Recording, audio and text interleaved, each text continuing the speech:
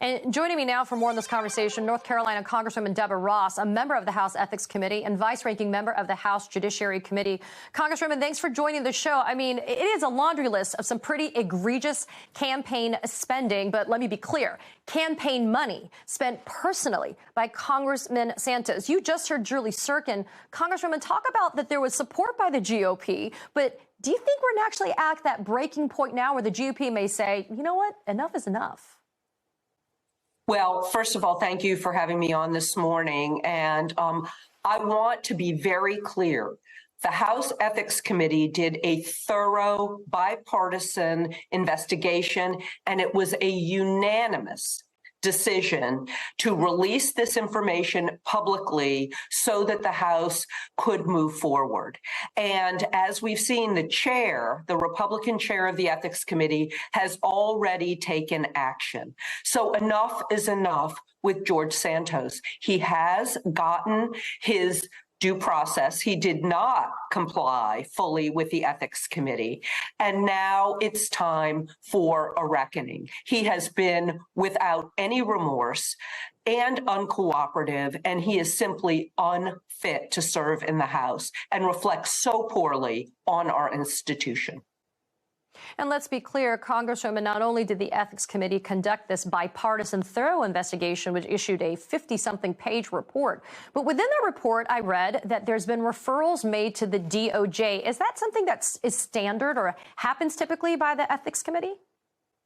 Yes, it is. And in fact, the DOJ asked the Ethics Committee not to investigate several things where they already had been interviewing witnesses. So the Ethics Committee confined its investigation primarily to things under the purview of the House, campaign finance issues, whether or not reports were filed. And so remember, this scathing report is only limited to a few of the things that Mr. Santos has done.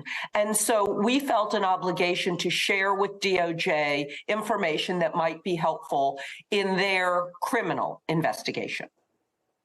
Congresswoman, I think more importantly is the ability to avert a government shutdown, which is something that you voted to do in terms of House Speaker Johnson's laddered continuing resolution, this idea that you would stagger funding into early 2024.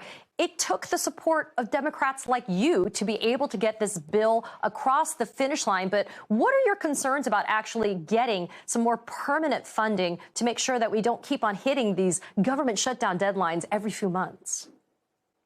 Well, let's be clear. It's taken the Democrats to avert a shutdown twice and to raise the debt limit so that we can pay our past debts. The GOP is simply unwilling to be able to do that with a majority of its members. I'm very concerned, especially because the Republicans haven't been able to get enough votes for their own spending bills on the House floor. They've been pulled. There have been ridiculous partisan extreme amendments attempted at 11 o'clock at night or midnight, and they simply do not have their house in order. The good news is that there is bipartisan support in the Senate for very responsible spending bills that will help the American people. And the Senate is sending those bills over to us. They've sent 3 already with Republican support. And there is going to be a time when the GOP is simply going to have to put those bills on the floor for the good of the American people. I've got less than a minute, but Congresswoman, I did want to ask you before we had to part. 26 members of the House either choosing to retire or resign. How does it feel to see a number of colleagues, both Republican and Democrats, say, you know what, this dysfunction is just too much for you to bear? Well, I think it's sad for the institution. However, we did see a lot of retirements around redistricting time.